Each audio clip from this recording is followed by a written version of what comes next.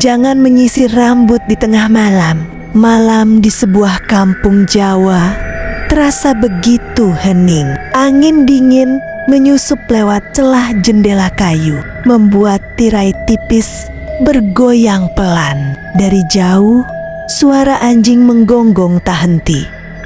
Seakan ada sesuatu yang lewat. Di dalam sebuah rumah sederhana, seorang gadis bernama Maya baru saja sampai dari tempat kerjanya di kota. Ia lelah, wajahnya pucat setelah menempuh perjalanan panjang.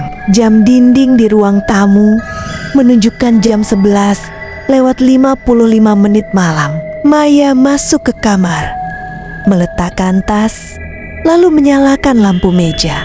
Di depan tempat tidurnya ada cermin besar berbingkai kayu, warisan neneknya. Ibunya selalu berpesan, jangan pernah sisiran di depan cermin tengah malam.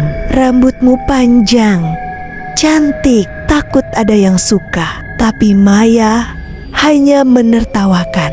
Menurutnya, itu cuma cerita orang tua untuk menakut-nakuti. Karena gerah, Maya melepas ikatan rambutnya yang panjang, terurai sampai punggung. Ia duduk di kursi kecil, mengambil sisir kayu, lalu mulai menyisir rambutnya perlahan.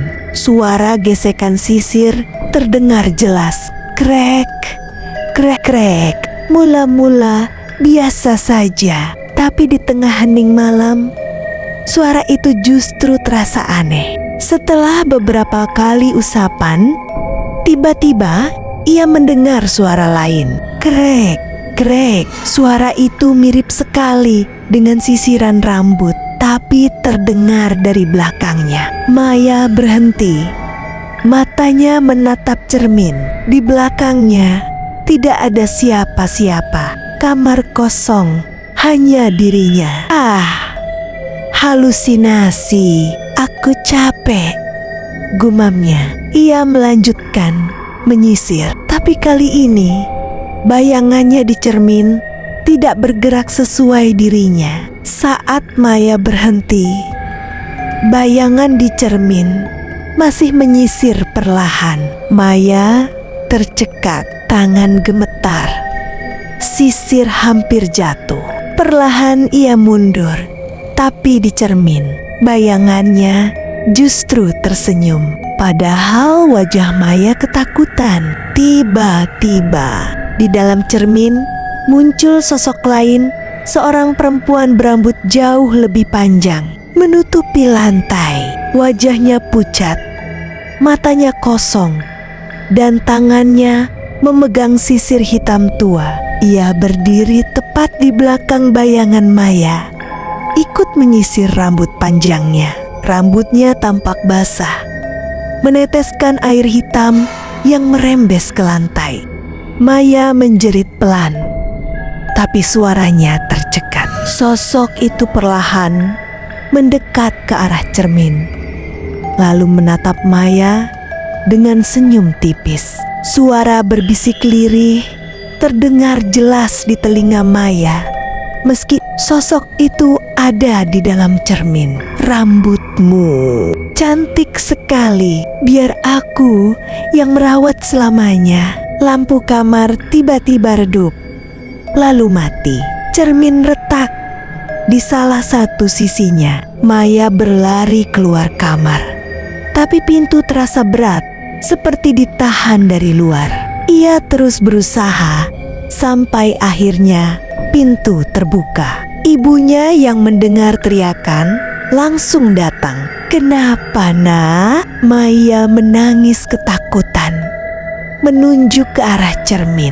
Tapi ketika ibunya masuk dan menyalakan lampu darurat, cermin itu kembali normal. Tidak ada bayangan lain. Sejak malam itu, Maya sering sakit-sakitan. Setiap tengah malam, ia selalu mendengar suara sisiran. Krek, krek, krek. Kadang dari cermin, kadang dari bawah ranjangnya. Beberapa kali ibunya mendapati Maya duduk di depan cermin sambil menyisir. Padahal Maya sendiri tidak sadar melakukannya. Saat ditarik, tangannya terasa kaku, seolah ada yang memegang kuat dari dalam cermin.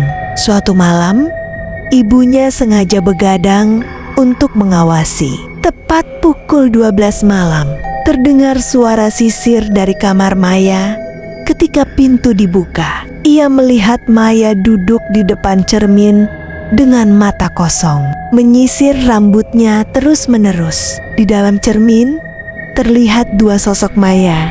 Satu dengan wajah normal, satu lagi pucat, dengan senyum mengerikan. Dan di belakang mereka, sosok perempuan misterius tadi berdiri. Rambutnya makin panjang, menutupi seluruh ruangan dalam cermin. Ibunya berteriak membaca doa, lalu menarik Maya sekuat tenaga. Saat itu juga cermin bergetar hebat. Terdengar suara retakan. Lalu cermin pecah berkeping-keping. Maya pingsan seketika. Keesokan harinya, mereka memanggil seorang ustaz. Setelah melihat pecahan cermin, ustaz berkata pelan, "Itu bukan sekadar cermin, itu pintu." Penunggunya suka pada gadis berambut panjang yang menyisir tengah malam. Untung kalian sempat menghancurkannya. Sejak saat itu, Maya tidak pernah lagi menyisir rambut di depan cermin saat malam. Namun, kadang-kadang ketika rumah hening, ibunya masih mendengar samar-samar suara sisir bergerak dari kamar kosong. Krek, krek.